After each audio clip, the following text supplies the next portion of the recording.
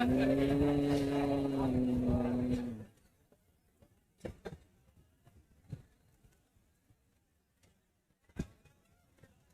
हाथ कुछ हिला रहा है रे पगला।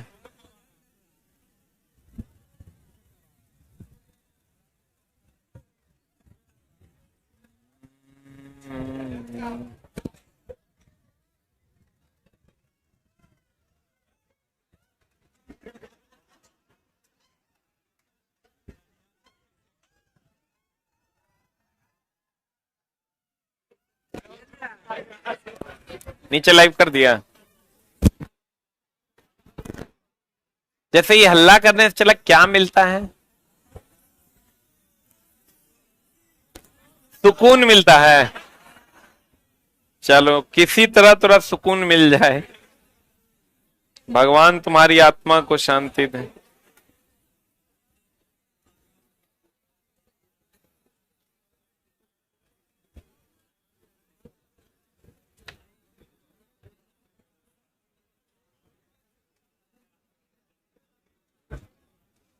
सभी लोग पेन कॉपी लेकर रेडी हो जाइए।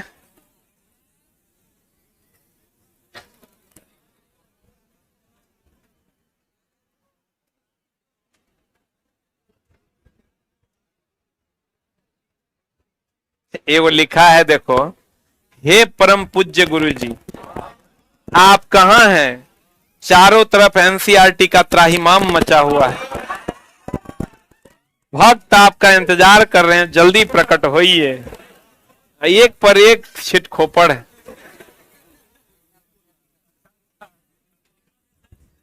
ये वो लिखता है, साफ सुथरा बात बताइए, आइएगा कि नहीं?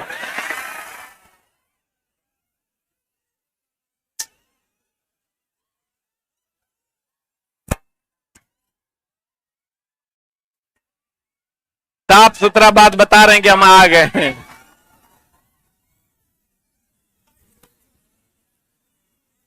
इस बार होली में एकदम साफे सुथरा बात होगा।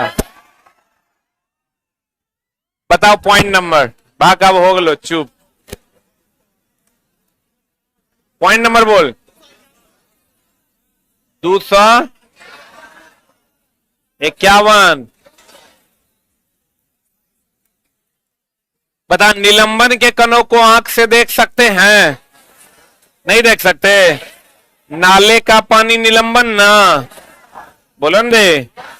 आप बताओ, विषमांगी विलियन टिंडल प्रभाव दर्शाता है कि समांगी? विषमांगी। दूध दिखता समांगी है, होता विषमांगी। सही है ना? बहुत बढ़िया बात। परमाणु की त्रिज्या नैनोमीटर में मापी जाती है, किसमें नापी जाती है? देखो चला, ये क्वेश्चन जो है ये नाभिक है। क्या है ये? नाभिक की त्रिज्या जो होती है, नाभिक की त्रिज्या होती है 10⁻⁻15 मीटर, या इसी को हम लोग एक फेमटो कहते हैं। क्या कहते हैं? ये जो परमाणु की जो त्रिज्या है, परमाणु की त्रिज्या ई होता है 10⁻⁻10 मीटर, इसी को हम लोग एक एंगस्ट्रॉम कहते हैं। आई कहता है दोनों त्रिज्याओं का जो अंतर होता है -15 -10, तो ये दोनों त्रिज्या का जो अंतर होता है वो होता है 10⁵ कितना होता है? -5 न, कितना? 5। जैसे चला बताओ, -20 -30 में कितना का अंतर है? 10 का कि -10 का? 10 का। कितना का अंतर है? 10 का। 20 और 30 में कितना का अंतर है? कितना का अंतर है? इसका मतलब अंतर कभी माइनस नहीं होता, तो ये दोनों में जो अंतर होगा वो कितना का होगा? 5 का ना, 10⁵5 का। जल्दी से लिख।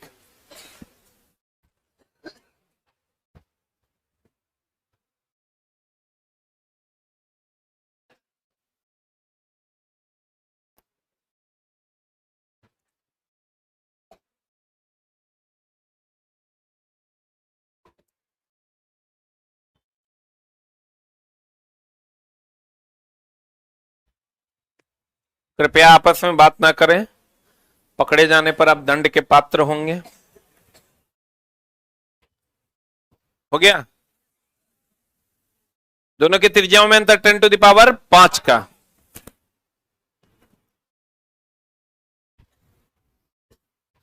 अरे लिखे, हाइड्रोजन परमाणु की त्रिज्या 10⁻⁻10 मीटर। 10⁻10 मीटर बोले तो एक एंगस्ट्रॉम। एक क्या एंगस्ट्रॉम। डाल्टन ऐसे प्रथम वैज्ञानिक थे जिन्होंने तत्वों के प्रतीकों का प्रयोग अत्यंत विशिष्ट अर्थ में किया था। प्रतीक मतलब सिंबल, जैसे हाइड्रोजन के लिए H बोलो रे। लेकिन अगर कह देगा पहली बार तत्वों का प्रतीक के बारे में कौन बताया था? बर्जीलियस। कौन बताया था? लेकिन कहेगा किसने तत्वों के प्रतीकों का प्रयोग अत्यंत विशिष्ट अर्थ में किया था?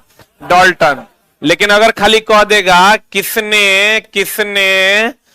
तत्वों के प्रतीक को पहली बार बताया, प्रतीक को पहली बार बताया, तो आंसर क्या हो जाएगा? बर्जीलियस। अब कहेगा एकदम मीनिंगफुल वे में किसने बताया? डाल्टन। किसने बताया?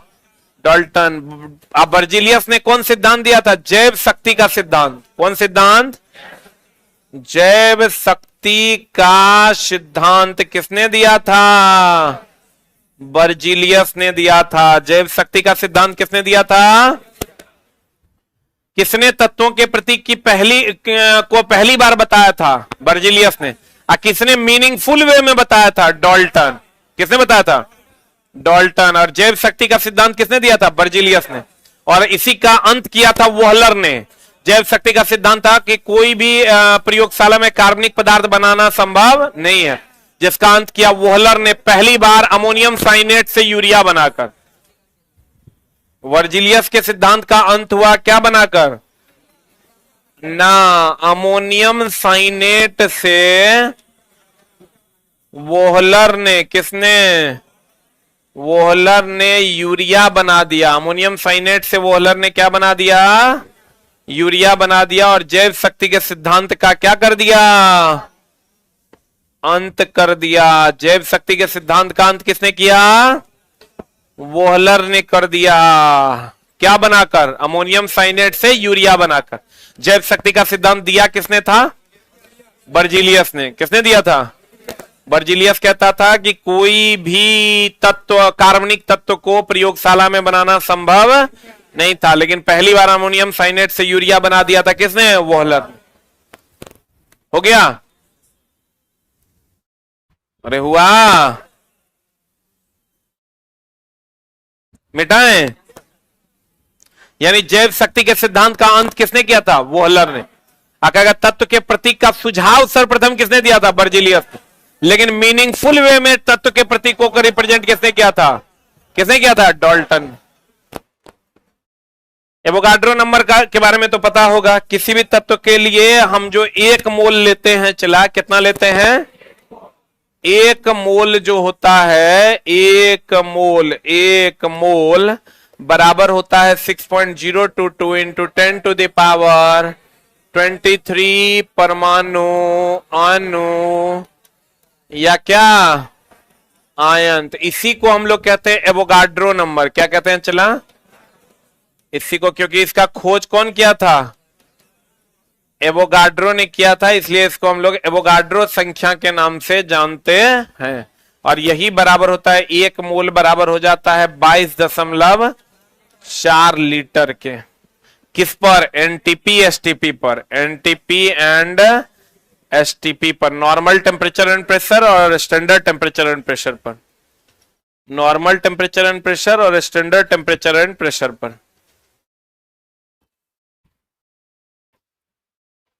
इसकी खोज कौन किया था? एवोगाड्रो।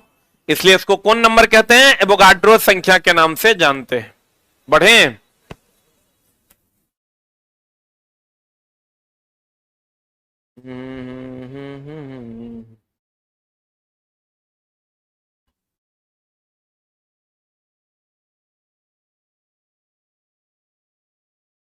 बढ़े हो? अब देखो, तो कहता है एवोगाड्रो संख्या Na को निरूपित किया जाता है। Na बराबर होता है 6.023 परमाणु, अणु या आयन, और ये होता है 22.4 लीटर।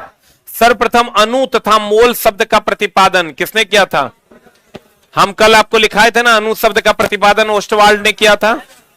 परमाणु शब्द को डेमोक्रिट्स ने दिया था। बोलन रे, बोलन रे।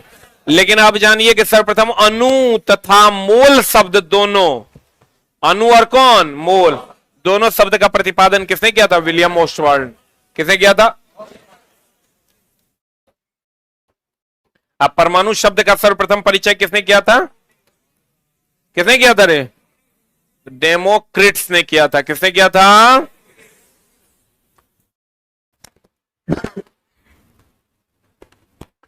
अणु शब्द और मूल शब्द का पहली बार खोज कौन किया था? ओस्टवाल्ड। अब परमाणु शब्द का खोज कौन किया था? डेमोक्रिट्स। बढ़े।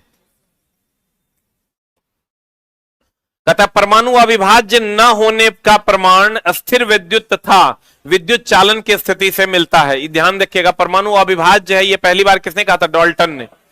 परमाणु अविभाज्य है, ये किसने कहा था? डाल्टन ने। परमाणु विभाज्य है, ये किसने कहा? रदरफोर्ड ने। परमाणु विभाज्य है, परमाणु विभाज्य है, ये बात किसने कहा था मेरी जान? रदरफोर्ड ने। किसने कहा था? परमाणु अविभाज्य है, ये बात किसने कही थी? डाल्टन ने। अब परमाणु विभाज्य है, ये बात किसने कही? रदरफोर्ड ने। लिखें,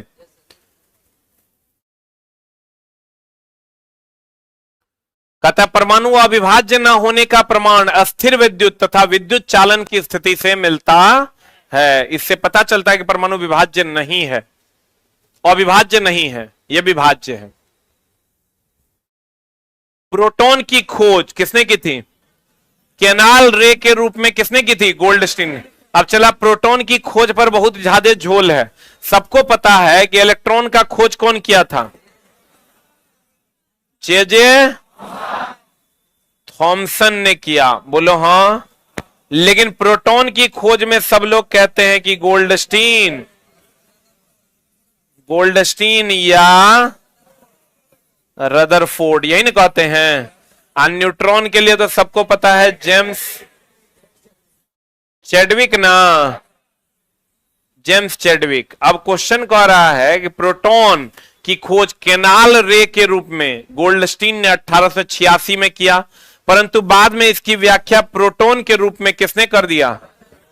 किसने कर दिया? रदरफोर्ड। इसका मतलब खोज जो किया, तो अगर तो इस पर चला बहुत लोग विवाद करते हैं कि सर गोल्डस्टीन दे कि रदरफोर्ड दे।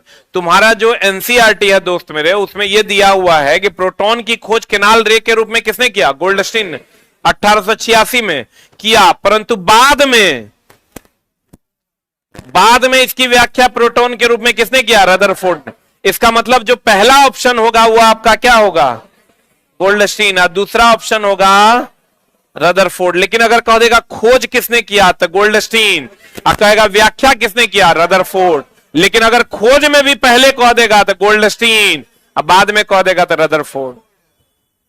बोलो रे, ये एनसीईआरटी के लाइन से इस बात की पुष्टि होती है। अच्छा चला, अधिकतर किताबों में कहीं गोल्डस्टीन कहीं रदरफोर्ड मिलता है, इसलिए हम इसको अपने किताब में अब क्लियरली लिखने जा रहे हैं कि प्रोटॉन की खोज केनाल रे के रूप में गोल्डस्टीन ने 1886 में किया, लेकिन बाद में इसकी व्याख्या रदरफोर्ड ने किया अल्फा प्रकीर्णन प्रभाव के द्वारा। किसके प्रभाव के द्वारा?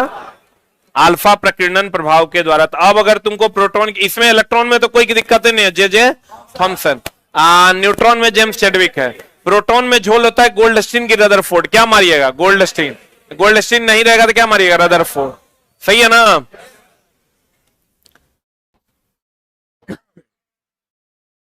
दोनों कैसे रहेगा?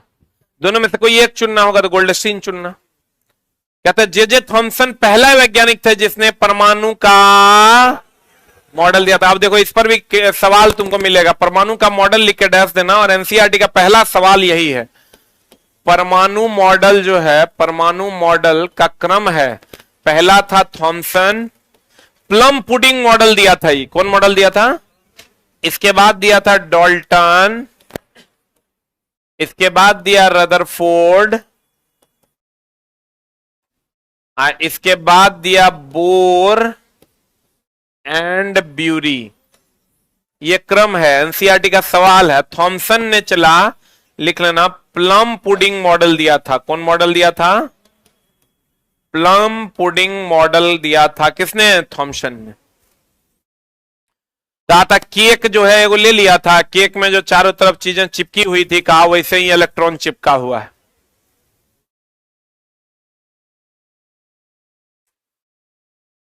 जे थॉमसन ने किसका खोज किया? इलेक्ट्रॉन का, जिसके लिए 1905 में उसे क्या मिला था? नोबेल पुरस्कार।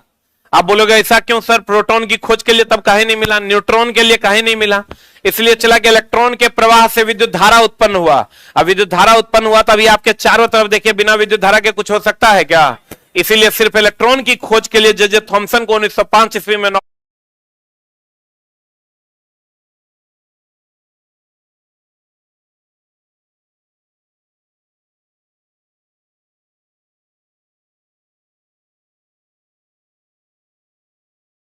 नोबेल पुरस्कार से सम्मानित किया गया। एक्सरे के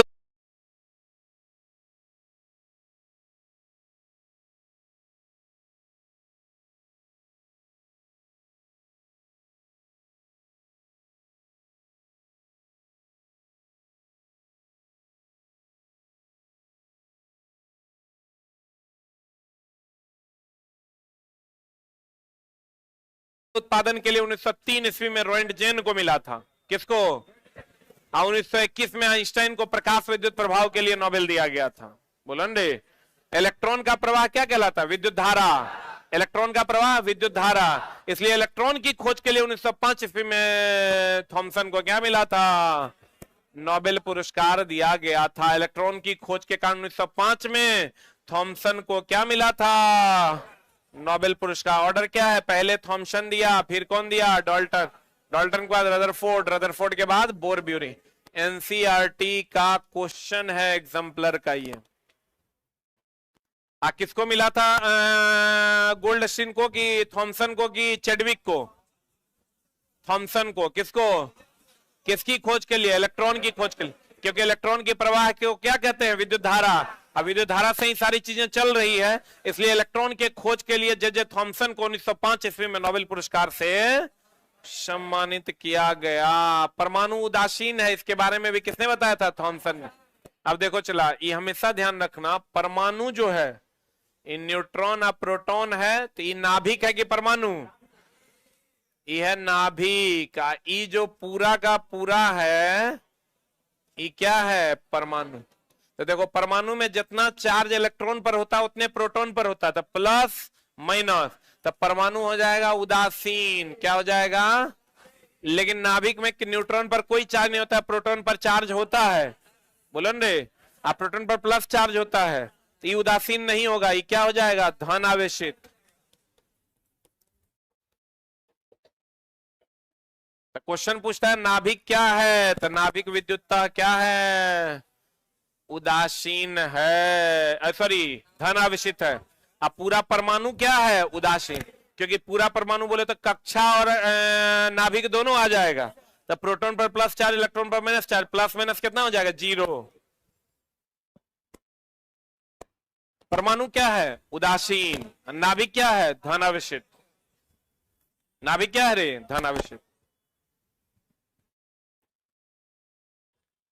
परमाणु उदासीन क्यों है, समझ गए?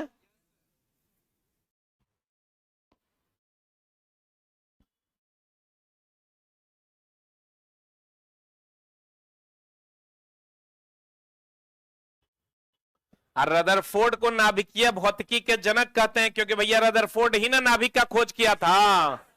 किसने खोजा था? रदरफोर्ड ने नाभिक का खोज किया था। ये हो गया। देखो इन्होंने क्या किया था, एक सोने का पत्थर ले लिया। किसका पत्थर ले लिया? एक सोने का पत्थर कौन लिया था? रदरफोर्ड। इससे अल्फा कण को गुजारा। कौन कण को गुजारा? तो बहुत सारा अल्फा कण जो है गुजर गया, कुछ अल्फा कण जो है डाइवर्ट हो गया, कुछ अल्फा कण जो है वो डाइवर्ट हो गया, इसे चला गया। कुछ अल्फा कण जिस पथ पे गया उसी पर लौट गया।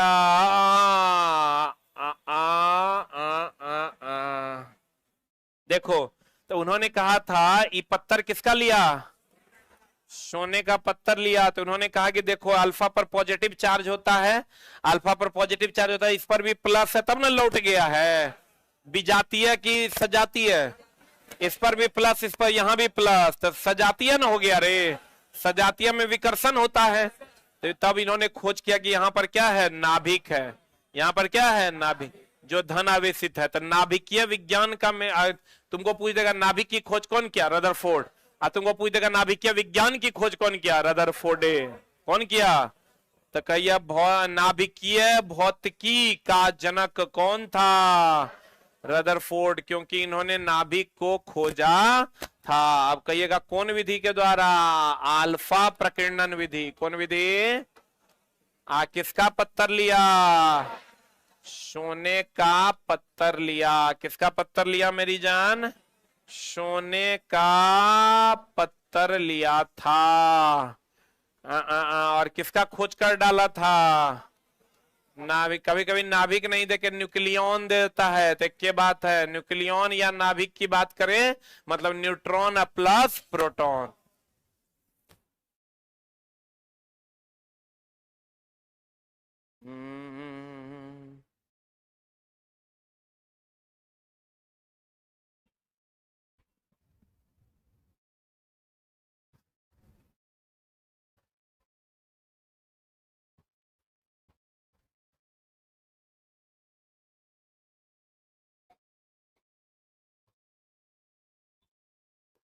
हो गया, अरे हुआ, बढ़े।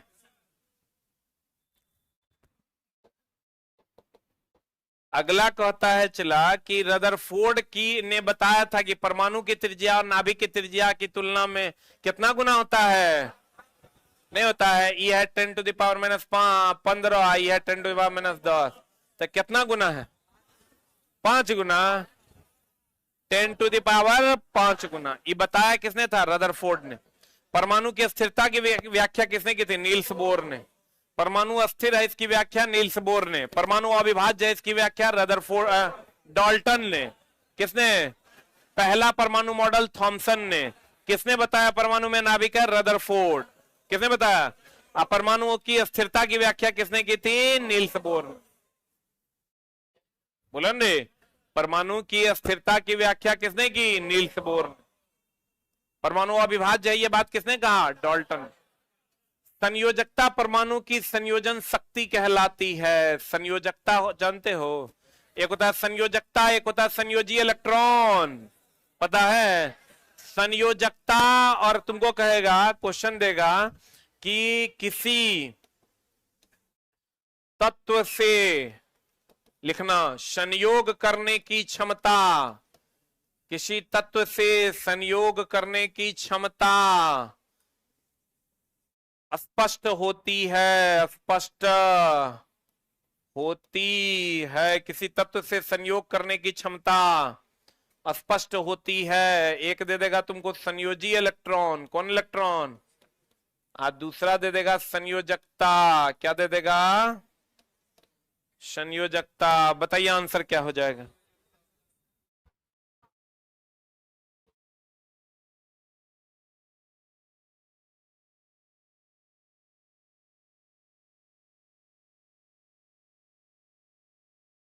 F5 की वैलिडिटी बढ़वा देते हैं। चलो F सब बढ़ गया है, पता नहीं तुम्हारा नहीं बढ़ा है क्यों।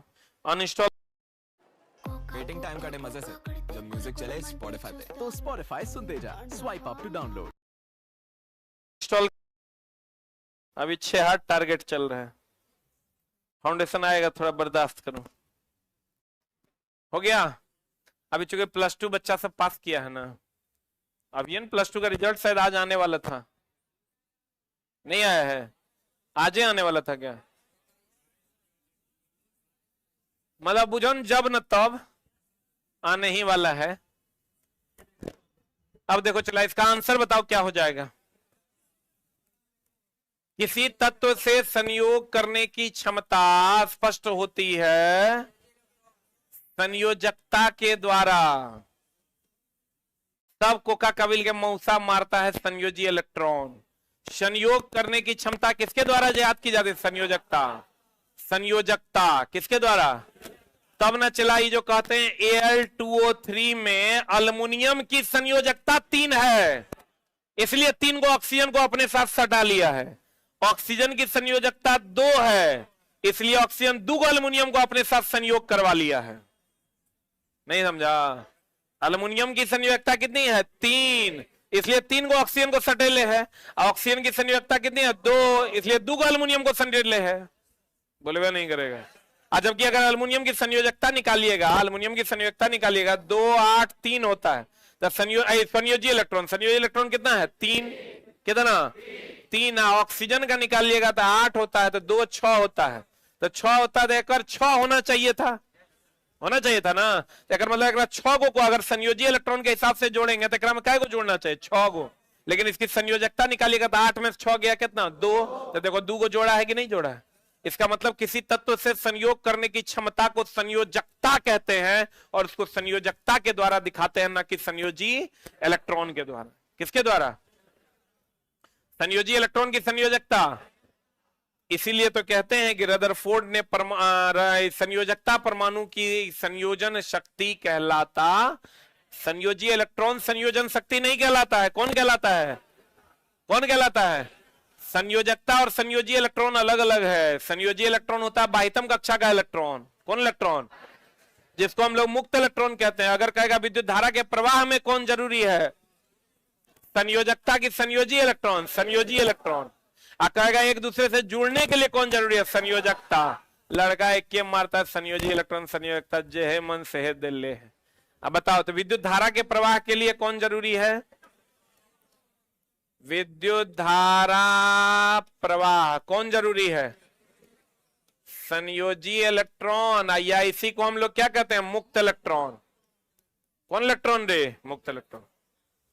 बोलो हाँ।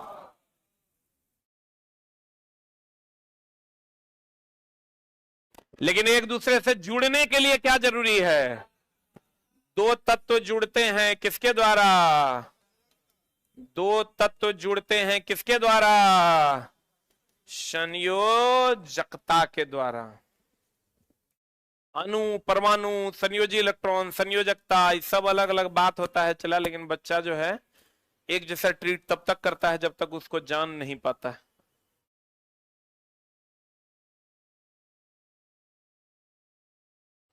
मेरे में आज से अपलोड नहीं हो रहा। अभी कोई भी धंधा का बात नहीं करेगा, चुपचाप पढ़ेगा। न तो लड़का कहेगा देखो ये फ्री में पढ़ा रहा है, प्रचार मार रहा है। किसी भी प्रकार का कोई प्रचार नहीं होगा। जरा खरीदना है या जरा बैच से जुड़ना होगा, अपने हिसाब से देखो कहां तुम जुड़ पाओगे। हो गया? अरे हुआ। रदरफोर्ड ने परमाणु की तुलना किससे की थी? सौर परिवार। सर कैसे? उन्होंने कहा था कि देखो जैसे सूर्य के चारों तरफ सभी ग्रह चक्कर लगाते हैं, वैसे ही नाभिक के चारों तरफ इलेक्ट्रॉन चक्कर लगाता है। बोलो रे, ये इलेक्ट्रॉन, प्रोटॉन, न्यूट्रॉन, इस सब के बारे में, नाभिक के बारे में कौन बताता? रदरफोर्ड।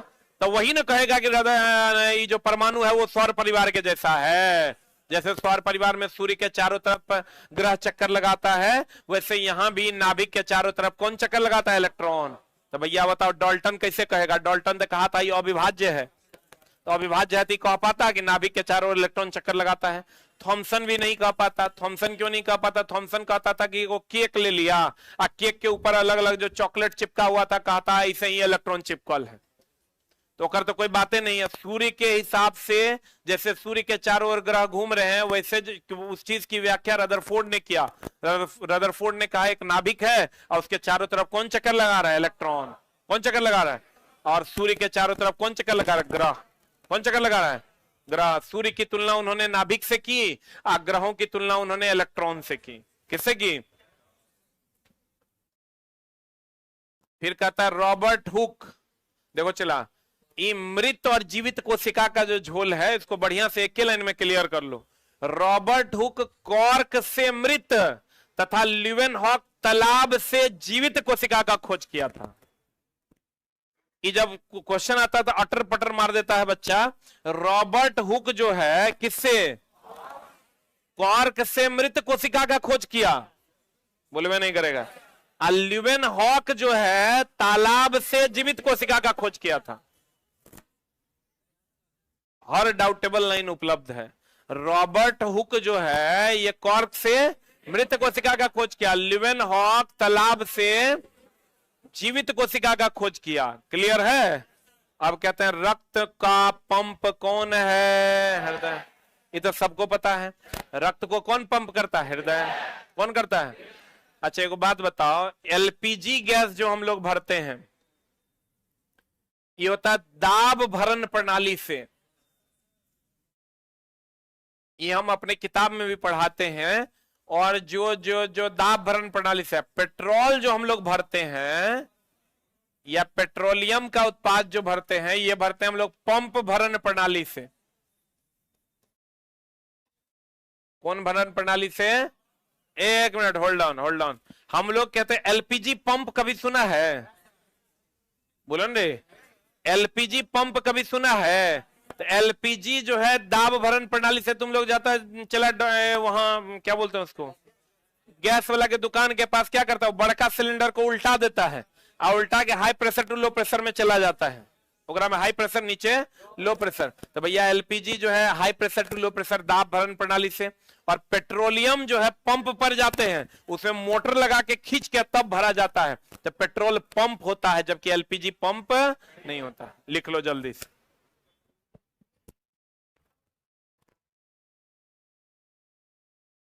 हाँ जी, क्वार्क नहीं जानते हो रे? सबसे बढ़िया एकॉस्टिक है वो, ध्वनि अवशोषक पदार्थ है। हो गया। रक्त का पंप कौन है? हृदय करता है। कौन हमें कभी आराम नहीं करता है? हृदय। ये सब सरल क्वेश्चन है, सब जानता होगा। हृदय आराम करेगा, तू आराम कर लेगा। प्लाज्मा झिल्ली केंद्रक कोशिका द्रव्य सभी कोशिका का प्रमुख अवयव है। कोशिका झिल्ली को वर्णात्मक पारगम्य झिल्ली भी कहते हैं। कोशिका झिल्ली का दूसरा नाम क्या है? वर्णात्मक पारगम्य झिल्ली कहते हैं। जल के अणुओं की गति जब वर्णात्मक पारगम्य झिल्ली द्वारा हो तो उसे क्या कहते हैं? परासरण। क्या कहते हैं? चला, परासरण मतलब सटके हुए का, सटके का फूलना। जैसे किशमिश, जैसे क्या चला, छोहाड़ा। अब इसमें भी है चला अल्प परासरण, सम परासरण, अति परासरण। परासरण कितने प्रकार का? 3 प्रकार। एक होता चला उत्क्रम परासरण जिससे पानी को शुद्ध किया जाता है, रिवर्स ऑस्मोसिस। उत्क्रम परासरण जिससे पानी शुद्ध करते हैं, पानी क्या करते हैं? शुद्ध करते हैं, जिसको हम लोग रिवर्स ऑस्मोसिस के नाम से जानते हैं।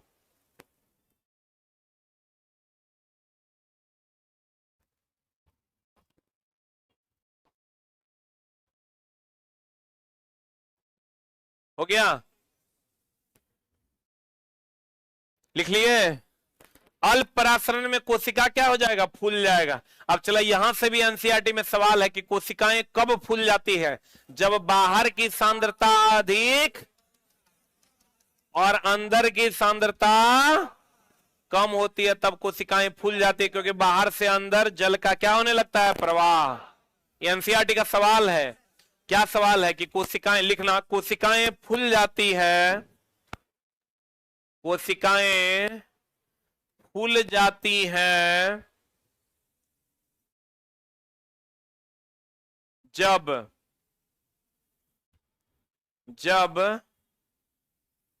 कोशिका के बाहर, कोशिका के बाहर जल की सांद्रता,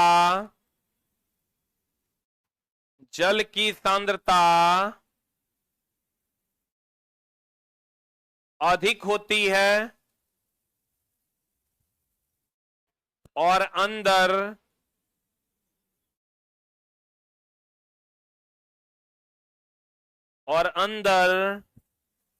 क्या होती है?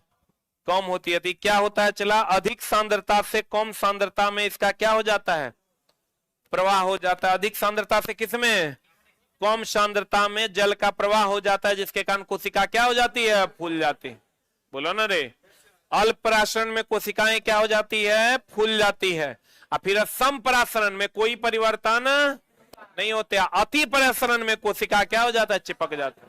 क्या हो जाता है, चिपक जाता है। एक कोशिकीय अवायवीय जीव तथा अधिकांश पादप कोशिका परासरण द्वारा जल को, देखो चला, परासरण द्वारा जल कैसे ग्रहण होता है, जैसे जल रखा हुआ है, तुम जल खाली डाल दो, कोई मोटर वोटर नहीं लगाओ, कैपिलरी एक्शन के द्वारा सट सट खींच लेगा। उसी को हम लोग परासरण कहते हैं। क्या कहते हैं, जैसे तुम देखो मिट्टी है, सूखी मिट्टी है, उसके चारों तरफ तुम पानी डाल दो, सट सट खींच लेगा। उसको हम लोग क्या कहते हैं, परासरण। लिखना, परासरण जल अवशोषण की वह प्रक्रिया है, परासरण जल अवशोषण की वह प्रक्रिया है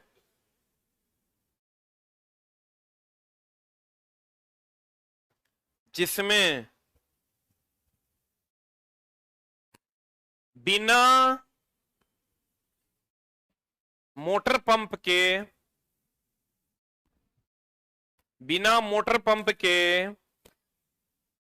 केशिका क्रिया द्वारा, कोशिका क्रिया न, कौन क्रिया, केशिका क्रिया द्वारा जल का अवशोषण स्वतः हो जाता है। जल का अवशोषण क्या हो जाता है चला, स्वतः हो जाता है। अब बताओ चला, एक कोशिकीय अवायवीय जीव अधिकांश पादप कोशिका, कौन कोशिका, किस विधि द्वारा जल ग्रहण करते हैं, परासरण द्वारा। किस विधि द्वारा, यही अगर उत्क्रम परासरण हो जाएगा तो हम कहेंगे पानी का शुद्धिकरण होता है, किसके द्वारा, उत्क्रम परासरण के द्वारा।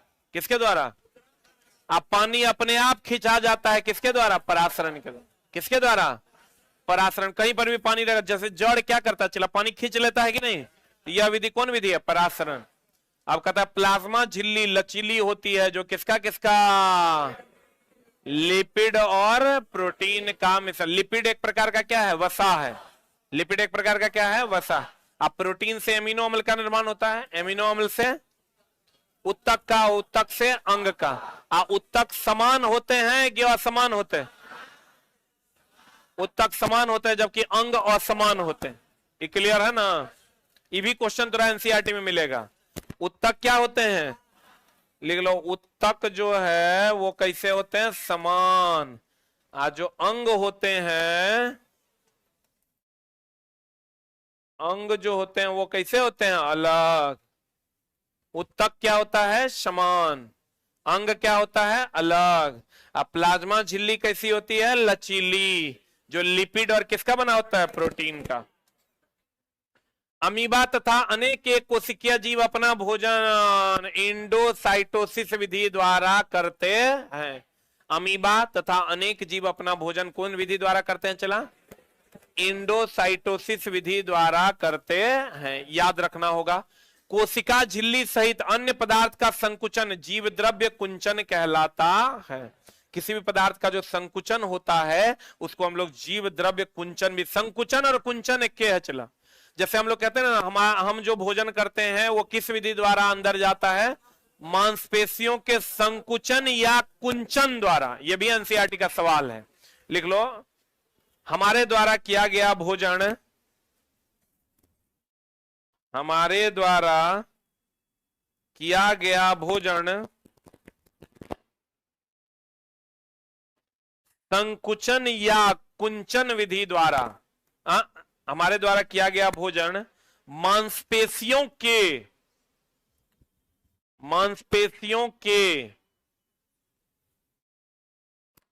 संकुचन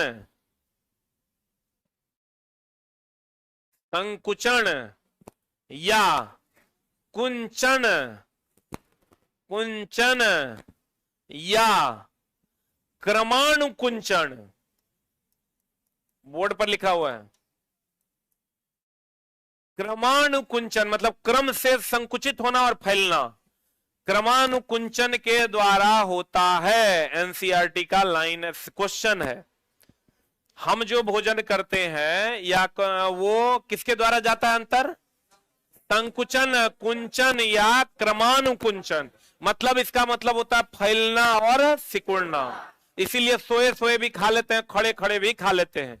लेकिन चला अगर अगर अगर अगर हम बात करें वहां कहा अंतरिक्ष में तो जी का मान 0 होता है, जी का मान 0 होता है। तो वहां भी कहेगा कि भोजन हम कैसे कर पाते हैं? क्रमानुकुंचन के द्वारा, मांसपेशियों के संकुचन और क्रमानुकुंचन के द्वारा। क्योंकि भैया भोजन को ग्रेविटी से कोई लेना देना नहीं है। अगर भोजन को ग्रेविटी से लेना देना होता तो हम खाली खड़े खड़े खा पाते या बैठे बैठे खा पाते, सो के नहीं खा पाते। लेकिन हम लोग सो कर भी क्या करते हैं? खा लेते हैं। ऐसे कुछ भी डाल लीजिए मुंह में, सो जाइए।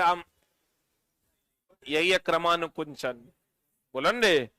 तो कहते हैं कोशिका झिल्ली, कौन झिल्ली? सहित अन्य पदार्थों का संकुचन जीव द्रव्य कुंचन कहलाता है। और अमीबा कौन विधि द्वारा भोजन करती है?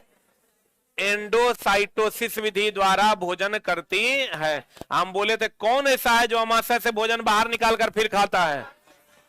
स्टारफिश। कौन? जो रेगुलर क्लास कर रहे होंगे उनको पता होगा। कौन ऐसा है जो अमाशय से भोजन बाहर निकालता है फिर खाता है?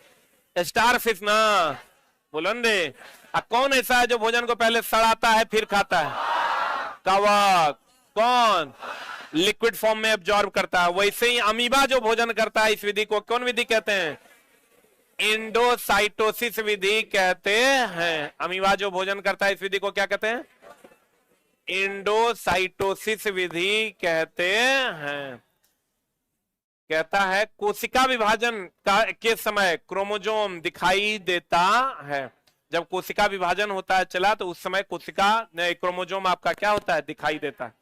इसीलिए जब भी चला क्रोमोजोम की जांच होती है तो मांसपेशियों में पहले कोशिका विभाजन होता है और तभी आप क्रोमोजोम यानी डीएनए की जांच कर सकते हैं। कहते हैं डीएनए के क्रियात्मक खंड को क्या कहते हैं?